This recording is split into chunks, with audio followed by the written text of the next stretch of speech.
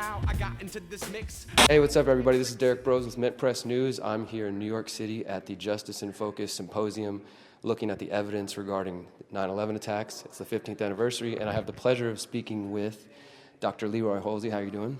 Fine, thank you. So go ahead and tell everybody a little bit of your background first, and then we'll talk about what you're working on. Okay, so I'm Professor Hulsey. I'm a department chair of civil engineering at the University of Alaska Fairbanks. I'm actually a registered structural engineer. Have been in practice for over 40 years. So anyway, I've done some high-rise buildings, and as a special consultant, I worked on the Dean Dome in North Carolina as an example. And so as part of that, and some forensic engineering experience I've had in the past, we were asked to investigate the possible collapse of World Trade Center 7 at the University of Alaska Fairbanks by AE 9/11 Truth. And so that's what I'm here for. We have been working on this since May of 2015, and so we're now in our beginning of our second year and have about 6 to 8 months left to finish up the work that we're involved in. At this point, we've got two. I have a PhD student working on it with me, and I have a doctoral research postdoc working on it with me. And so we've been doing this with two different computer programs, finite element programs, and also SolidWorks and AutoCAD to get a virtual structural system that will simulate the kind of things that we want to take a look at and possible modes of failure.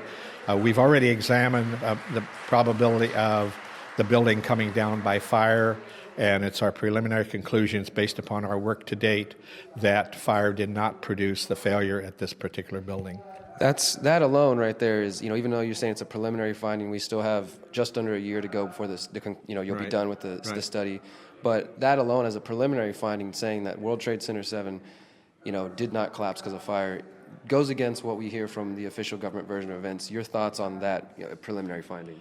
Well, our analysis, we tried to duplicate their work and determine that there were several factors that involved that should they have taken those things into account, they would have not gotten the solution they did. So at this point, I'm pretty confident that our work definitely illustrates that the movements that they had predicted, thermal expansion, could not have occurred, and so that it was the cause, based on their findings, of the beginning of the failure of that particular column 79 on floor 13, losing its bearing support and then progressively having failure problems all the way down and losing and ending up with a large lateral buckling problem. None of those things could, in my view, have occurred because our analysis showed we've tried to duplicate that, try to make it that thing occur, and it just was not going to be possible using two different programs with two different researchers.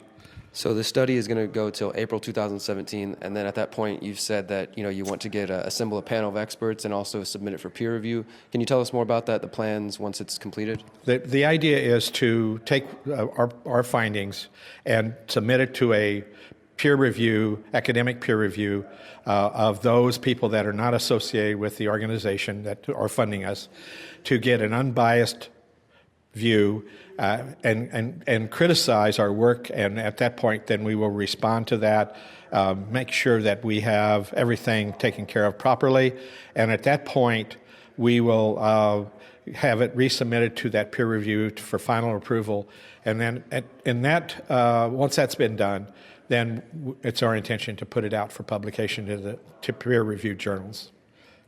And how can the public at this point, we're at the 15th anniversary, your study is definitely, it's a historic in many ways. How can the public that are here today and the people watching at home, how can they support and help?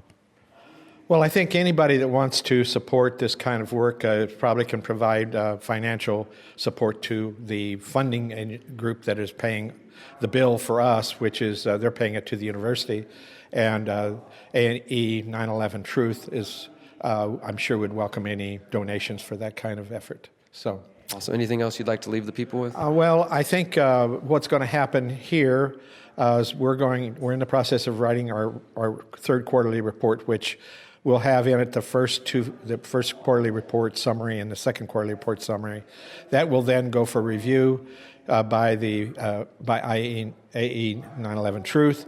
We will then, once that's completed, they'll go on our website, and also will probably go on AE 9/11 Truth's website, so people then can read it and it'll be available.